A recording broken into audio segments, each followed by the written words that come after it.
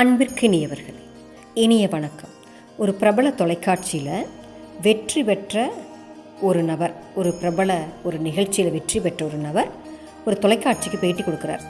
அப்போது அந்த தொகுப்பாளர் அவர்கிட்ட கேட்குறாரு, நீங்கள் ஏன் உங்களைய ரொம்பவும் ஏழ்மையில் இருக்கிறதா காட்டிக்கிட்டீங்க, சிம்பத்தி கிரியேட் பண்ணுறதுக்கான்னு கேட்குறாரு.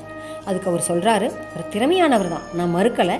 அவர் சொல்கிறாரு, என்ன மாதிரி கிராமத்துப்புறம் இருந்து வந்த ஒரு பையன், ஆங்கிலம் சரியாக பேச தெரியாத ஒரு பையன் வாழ்க்கையில் வெற்றி பெறணும், முன்னுக்கு வரணும்னு ஒரு எடுத்துக்காட்டாக இருக்கிறதுக்காக தான் நான் இந்த நிகழ்ச்சியிலேயே பங்கு பெற்றுக்கிட்டேன் அப்படின்னு அந்த பையன் சொல்லியிருக்கிறான்.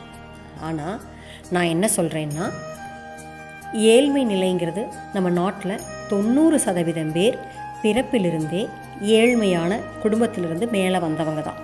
எல்லாரும் குடிசை வீட்டில் தான் இருந்திருக்கிறோம். நம்ம வீட்டுக்கும் பாம்பு பூரா எல்லாம் தான் வந்திருக்குது.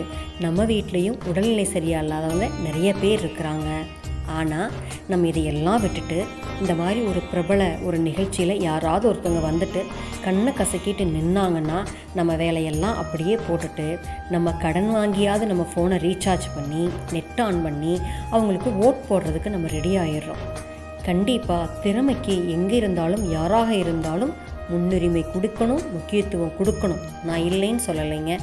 ஆனால் இந்த மாதிரி ஒரு நிகழ்ச்சியில் கலந்துக்கிறவங்க உண்மைதான் சொல்கிறாங்களான்னு உங்களுக்கும் தெரியாது, எனக்கும் தெரியாது.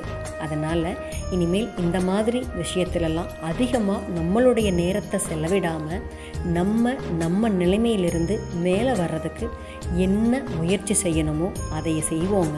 இந்த மாதிரி டிவியை பார்த்துக்கிட்டு இன்னொருத்தவங்களுக்கு ஓட் பண்ணிகிட்டு இருந்தால் நம்மளுடைய நிலைமை ஒரு நாளும் உயராதுங்க. ஓட் போட்டு யாரையெல்லாம் வெற்றி பெற வைக்கிறோமோ அவங்களுடைய நிலைமை தான் உயரும். நம்ம கடைசி வரைக்கும் ஓட்டு தாங்க போட்டுட்ருக்கணும், ஞாபகம் வச்சுக்கோங்க. சரிங்களா? நாளை சந்திப்போம் தோழிமைகளே. மகிழ்வுடன் விஸ்டம் மெட்ரிக் மேல்நிலைப்பள்ளி, செய்யாற்றை வென்றான்.